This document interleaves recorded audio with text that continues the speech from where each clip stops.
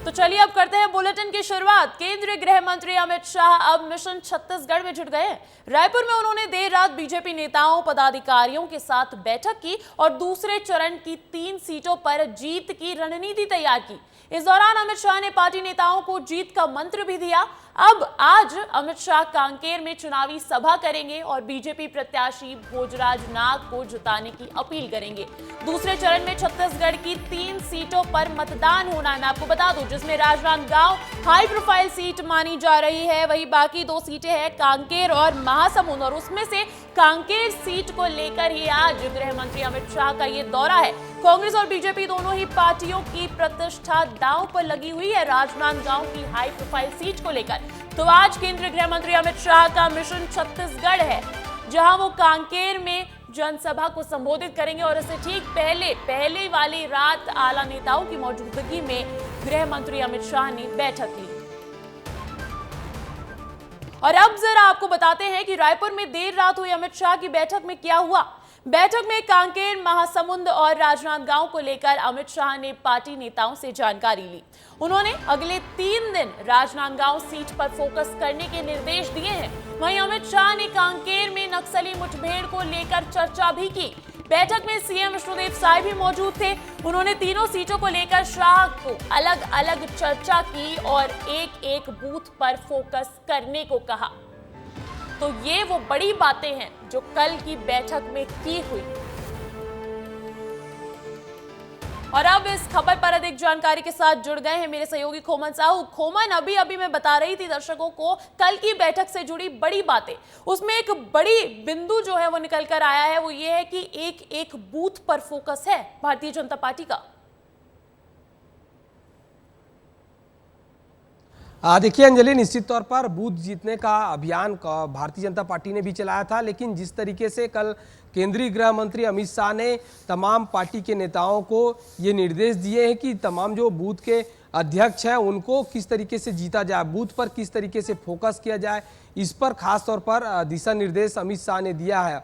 आने वाले दिनों में जो सेकेंड फेज में जो चुनाव होने वाले हैं, खासकर कांकेर, राजनांदगांव में, वहां जो 3 दिन है वहां अब कहीं ना कहीं बीजेपी नेताओं का जमवाड़ा लगने वाला है। राजनांदगांव सीट मुख्य रूप से हाई प्रोफाइल सीट है, जहां से पूर्व मुख्यमंत्री चुनाव लड़ रहे हैं। उस सीट पर किस तरीके से भारतीय जनता पार्टी आने वाले 3 दिनों में काम करेगी, किस तरीके से प्रचार प्रसार करेगी, कौन कौन किस क्षेत्र में कौन कौन से विधानसभाओं में दौरा करेंगे, एक बूथ को कैसे जीतेंगे, इस पर कहीं ना कहीं कल के बैठक में रणनीति बनाई गई है। आने वाले दिनों में जो और दो सीट है, चाहे जांजगीर चांपा लोकसभा सीट की बात की जाए, जांजगीर लोकसभा सीट इसलिए भी महत्वपूर्ण है अंजलि क्योंकि वहां एक भी भारतीय जनता पार्टी का विधायक नहीं है। दूसरी बात करूं कोरबा लोकसभा सीट की, कोरबा लोकसभा सीट अभी मौजूदा दौर में कांग्रेस के पास है, वहां से ज्योत्सना महंत कांग्रेस की भी सांसद है। ऐसे में कोरबा लोकसभा सीट को कैसे जीतेगी, इस पर कहीं ना कहीं रणनीति बनाई गई है। अमित शाह ने तमाम पदाधिकारियों से एक सवाल पूछा अंजलि की किस तरीके से अभी तक क्या कुछ काम किया गया किस किस लोकसभा सीट में और कैसे उस लोकसभा सीट को जीतने के लिए क्या रणनीति बनाई गई है। इस पर तमाम पदाधिकारियों ने जवाब दिया, लेकिन जिस तरीके से जो निर्णय लिए गए हैं कि आने वाले दिनों में जिस सीट पर भारतीय जनता पार्टी कमजोर है उन सीटों पर तमाम जो केंद्रीय नेता है उनका दौरा होने वाला है और खासकर बूथ जीतने की बात कही है, ताकि बूथ जीतो अभियान भी कहीं ना कहीं भारतीय जनता पार्टी ने चलाया था और आने वाले दिनों में किस तरीके से काम किया जाएगा इसकी भी रणनीति तैयार की गई है। छत्तीसगढ़ की 11 की 11 सीटें ही अहम है। सबसे हाई प्रोफाइल सीट कही जा रही थी बस्तर की, उस पर मतदान हो चुका है, लेकिन अब राजनांदगांव पर फोकस है। लेकिन उसी के साथ साथ कांकेर भी अहम सीट है खोमन, क्योंकि आदिवासी बाहुल्य क्षेत्र है। और मैं अगर बात करूं प्रत्याशियों की तो कहीं ना कहीं कांग्रेस प्रत्याशी बीरेश ठाकुर आगे नजर आ रहे हैं, सबसे अमीर प्रत्याशी भी है वो उस सीट पर। देखिए अंजलि, इसका कारण भी यही है कि पिछले लोकसभा चुनाव में 2019 के चुनाव में बहुत कम मार्जिन से भारतीय जनता पार्टी ने वहां जीत दर्ज की थी। इस बार फिर वही कैंडिडेट को कांग्रेस पार्टी ने मौका दिया है और बीरेश ठाकुर की बात की जाए तो अच्छी पकड़ कांकेर लोकसभा के आसपास क्षेत्रों में मानी जाती है और यही कारण है कि भारतीय जनता पार्टी के तमाम दिग्गज कांकेर लोकसभा सीट का दौरा कर रहे हैं और कहीं ना कहीं एक एक सीट को बहुत गंभीरता के साथ चुनाव लड़ रही भारतीय जनता पार्टी अंजलि, क्योंकि एक एक सीट को कैसे जीता जाए इस पर रणनीति एक एक सीट पर बनाई गई और यही कारण है कि कांकेर लोकसभा सीट कई मायनों में अहम हो जाते हैं, क्योंकि आदिवासी मुख्यमंत्री छत्तीसगढ़ में मुख्यमंत्री विष्णुदेव साय आदिवासी समाज से आते हैं और कांकेर लोकसभा सीट जो है आदिवासी बहुल इलाका है। ऐसे में एक बड़ी चुनौती भी कहीं ना कहीं भारतीय जनता पार्टी के लिए है कि आदिवासी मुख्यमंत्री जिस राज्य में उस लोकसभा सीट को कैसे जीता जाए और यही कारण है कि तमाम दिग्गजों का कांकेर लोकसभा सीट दौरा हो रहा है। आपने पिछले दिनों देखा कि कांकेर लोकसभा सीट में प्रियंका गांधी का भी दौरा हुआ था और भी कई बड़े नेता जो है कांकेर लोकसभा सीट का दौरा कर रहे हैं। खुद पीसीसी चीफ वहां का कमान संभाले हुए हैं, क्योंकि बस्तर संभाग से पीसीसी चीफ आते हैं। तो कुल मिलाकर एक एक सीट पर भारतीय जनता पार्टी कांग्रेस का दोनों ही फोकस है। जी बिल्कुल, बीजेपी और कांग्रेस दोनों के ही स्टार प्रचारकों का लगातार इन सीटों पर दौरा चल रहा है। बहुत बहुत शुक्रिया खुमन तमाम जानकारी के लिए। और हम बात कर रहे थे स्टार प्रचारकों के छत्तीसगढ़ दौरे की, तो मैं आपको बता दूं कि आज छत्तीसगढ़ में केंद्रीय गृह मंत्री अमित शाह और बीजेपी के राष्ट्रीय अध्यक्ष जेपी नड्डा रहेंगे।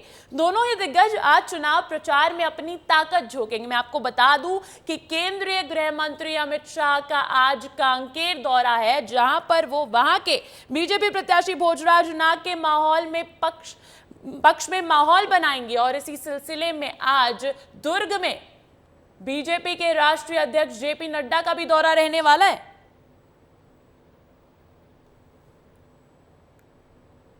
देखिए, लोकसभा चुनाव के पहले चरण में बस्तर सीट पर मतदान के बाद रविवार से बीजेपी के केंद्रीय नेताओं की ताबड़तोड़ चुनावी सभाएं शुरू हो गई हैं। आज केंद्रीय गृह मंत्री अमित शाह की कांकेर में चुनावी सभा होगी। इस दौरान अमित शाह कांकेर प्रत्याशी भोजराज नाग के पक्ष में प्रचार प्रसार करेंगे। वहीं चुनावी सभा के बाद केंद्रीय गृह मंत्री अमित शाह कांकेर से रायपुर के लिए रवाना होंगे। इससे पहले ही वो रायपुर में बैठक ले चुके हैं, रणनीति तैयार कर चुके हैं। और अब इसी खबर पर अधिक जानकारी के साथ फोन लाइन पर जुड़ गए हैं मेरे सहयोगी तामेश्वर सिन्हा। तामेश्वर, आज जो है गृह मंत्री अमित शाह का अहम दौरा है, कांकेर दौरा। इससे पहले बैठक हुई, रणनीति तैयार की गई, लेकिन अभी जो है क्या कुछ कार्यक्रम, क्या कुछ तैयारियां हैं? जी अंजलि, बिल्कुल आपको बता दूं, कांकेर के नरहरदेव ग्राउंड में 10:30 बजे जो है अमित शाह का एक जनसभा को संबोधित करेंगे, जहां सुरक्षा के मद्देनजर जो है भारी संख्या में पुलिस बल भी तैनात किया गया है, क्योंकि कांकेर जो है नक्सल प्रभावित क्षेत्र है। उसी की दृष्टिकोण से जो है भारी संख्या में जवान तैनात किए गए हैं। वहीं इनका जो दौरा है, गृह मंत्री अमित शाह जी का जो दौरा है, वो इसलिए भी अहम माना जा सकता है कि कांकेर लोकसभा की 5 विधानसभा सीट जो है वो कांग्रेस के कब्जे में। तो कहीं ना कहीं जो है इन चीजों को भेदने के लिए अमित शाह जी आ रहे हैं, क्योंकि कांकेर विधानसभा की अगर बात करें तो बहुत कम मार्जिन से, मात्र 16 से 17 वोट से इस विधानसभा को बीजेपी ने जीता है। इसी तरह से जो है बहुत ज्यादा मार्जिन से जो है भानु प्रतापपुर विधानसभा जो है विधानसभा में हारे गए। तो नगरी विधानसभा की अगर बात करें तो वहां भी जो है कांग्रेस के ही विधायक हैं। इसी तरीके से केसकाल जो है एक अहम सीट है, लेकिन वो बीजेपी के पाले में। इन सारे गणित को भेदने के लिए जो है कांकेर जिला मुख्यालय में अमित शाह जी का जनसभा रखा गया है, ताकि जो है ज्यादा से ज्यादा लोगों तक उनकी जो बात जा सके। जी अंजलि। जी बिल्कुल तामेश्वर, बहुत बहुत शुक्रिया तमाम जानकारी के लिए। तो देखिए, कुल मिलाकर दूसरे चरण के चुनाव को लेकर छत्तीसगढ़ में बीजेपी के दिग्गज नेताओं के दौरे जारी लगातार है। बीजेपी के केंद्रीय नेता छत्तीसगढ़ में चुनाव को लेकर जनसभाएं कर रहे हैं। आज केंद्रीय गृह मंत्री अमित शाह और बीजेपी के राष्ट्रीय अध्यक्ष जेपी नड्डा छत्तीसगढ़ में रहेंगे। आखिर क्या है बीजेपी की क्लीन स्वीप की रणनीति, देखिए इस रिपोर्ट में।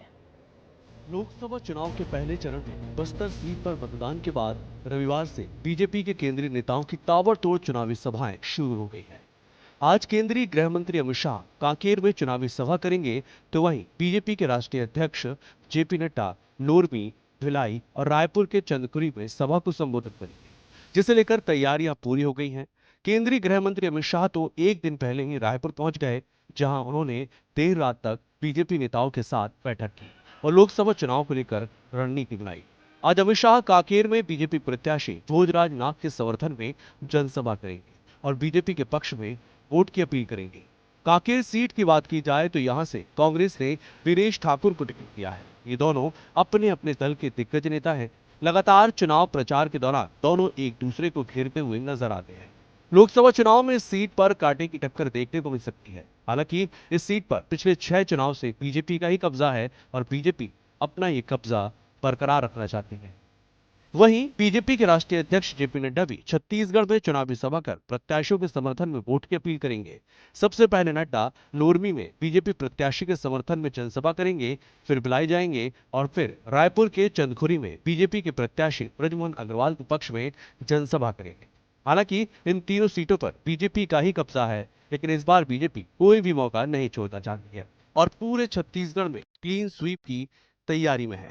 दरअसल 26 अप्रैल को राजनांदगांव, कांकेर और महासमुंद में चुनाव होने हैं, जिसको लेकर बीजेपी के दिग्गजों के दौरे हैं।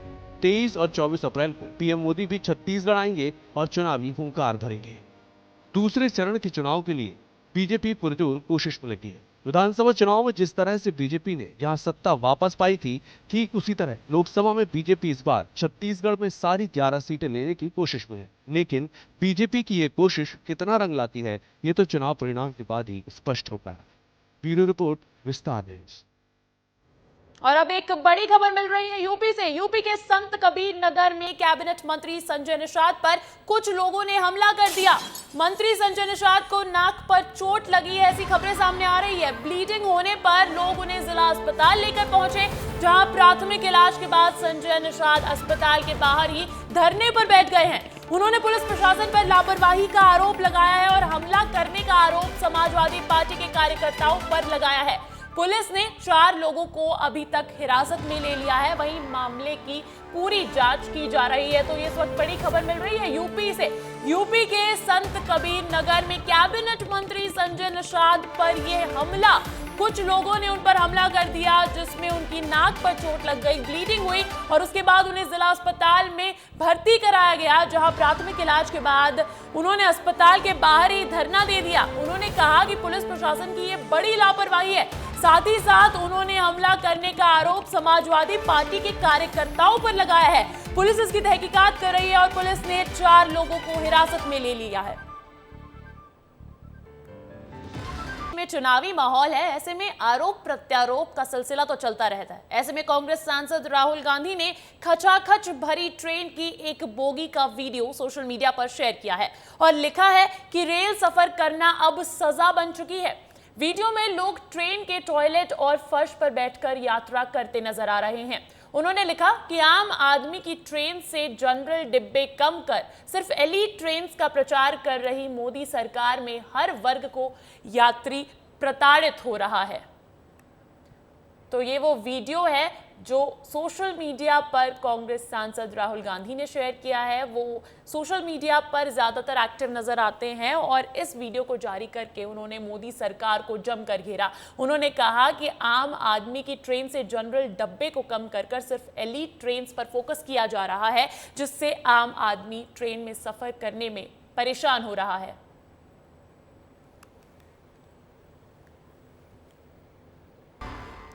मध्य प्रदेश की राजधानी भोपाल में प्रधानमंत्री नरेंद्र मोदी दूसरे चरण को वोटिंग से पहले रोड शो करने वाले हैं। जबलपुर के बाद अब राजधानी भोपाल में 24 अप्रैल को पीएम मोदी रोड शो करेंगे। बता दें कि पीएम मोदी का रोड शो एमवीएम कॉलेज से रोशनपुरा चौराहे के अपेक्स बैंक तक करीब 1.5 किलोमीटर लंबा होगा। पीएम मोदी की सुरक्षा में 25 आईपीएस और करीब 2000 पुलिसकर्मी तैनात रहेंगे। 24 तारीख को करीब शाम 7 बजे भोपाल में प्रधानमंत्री नरेंद्र मोदी का मेगा रोड शो होना है। मेगा रोड शो होने से पहले पुलिस प्रशासन अलर्ट मोड पे आ गया है और रोड शो होने से पहले सुरक्षा व्यवस्था जो है चाक चौबंद करने के लिए अभी से तैयारियां शुरू कर दी गई हैं। आप तस्वीरों में देख सकते हैं बैरिकेड के जो लेयर हैं, जिस रूट में रोड शो होगा एक तरफ से लगाने शुरू कर दिए गए हैं। इस वक्त मैं मौजूद हूँ राजभवन तिराहा में और राजभवन तिराहे की आप तस्वीरें देखिए कि रोशनपुरा चौराहे तक इसी तरह से बैरिकेड लगा दिए गए हैं। एमवीएम कॉलेज से ये रोड शो होना है। 1.5 किलोमीटर, करीब 1.5 किलोमीटर लंबा रोड शो होगा रोशनपुरा चौराहे से आगे अपेक्स बैंक तक ये रोड शो होगा। करीब 2 घंटे प्रधानमंत्री नरेंद्र मोदी भोपाल में मौजूद रहने वाले, यानी ये लंबा रोड शो करीब 2 घंटे तक चलेगा। प्रधानमंत्री नरेंद्र मोदी की सुरक्षा व्यवस्था में करीब 25 आईपीएस अफसर और 2000 पुलिसकर्मी तैनात रहने वाले हैं। सुरक्षा व्यवस्था के मद्देनजर एसपीजी भी रहेगी और हर पुलिसकर्मी को कमांड, आईपीएस अफसर जो 25 आईपीएस अफसर रहेंगे उनके साथ जो पुलिसकर्मी रहेंगे उनको वो कमांड देते रहेंगे। किसी प्रकार से प्रधानमंत्री नरेंद्र मोदी की सुरक्षा में लापरवाही न हो, किसी प्रकार से कोई चूक ना हो, उसको लेकर आप तस्वीरें देख सकते हैं। बैरिकेड लगाए गए हैं और बैरिकेड रोड में लगाए जाएंगे, उसके बीच से दोनों तरफ जो बैरिकेड होंगे बीच से प्रधानमंत्री नरेंद्र मोदी का काफिला गुजरेगा, जबकि दोनों तरफ आम पब्लिक, आम जनमानस होगा जो प्रधानमंत्री नरेंद्र मोदी को देखने के लिए, प्रधानमंत्री नरेंद्र मोदी के स्वागत के लिए आएगा। यानी जो प्रधानमंत्री नरेंद्र मोदी का रोड शो होगा बीच से उनका काफिला जाएगा, बैरिकेड के साइड में, दोनों साइड में आम पब्लिक होगी ताकि आम पब्लिक बीच में ना जा सके और प्रधानमंत्री नरेंद्र मोदी के रोड शो में किसी प्रकार की सुरक्षा में कोई चूक ना हो सके।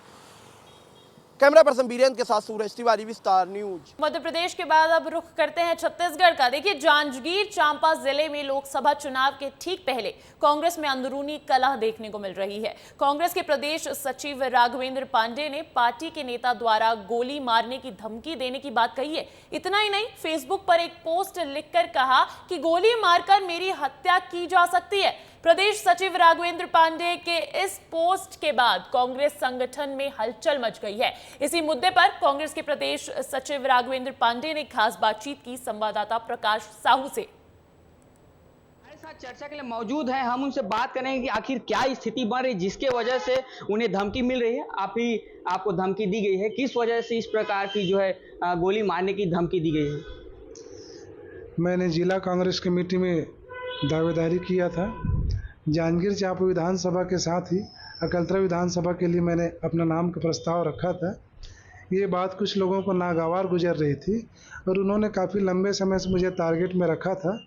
कई बार विवाद की स्थितियां बन रही थी, टलते जा रहा था, लेकिन अभी हाल ही में लोकसभा चुनाव में हमारी पार्टी के प्रत्याशी के नामांकन के दिन मंच में मेरे साथ कुछ लोगों ने विवाद किया और वहीं मुझे जान से मारने की धमकी दी गई है। तो मेरा कहना है, अगर मेरे मारने से पार्टी को लाभ होता है या किसी नेता को लाभ होता है तो मैं मरने के लिए तैयार हूं। इसी बात को मैंने फेसबुक में लिखा है। आपको मोबाइल में मैसेज भी आया है इस धमकी का भी? हाँ, उनके समर्थकों द्वारा कई माध्यमों से धमकी भेजा जा रहा है।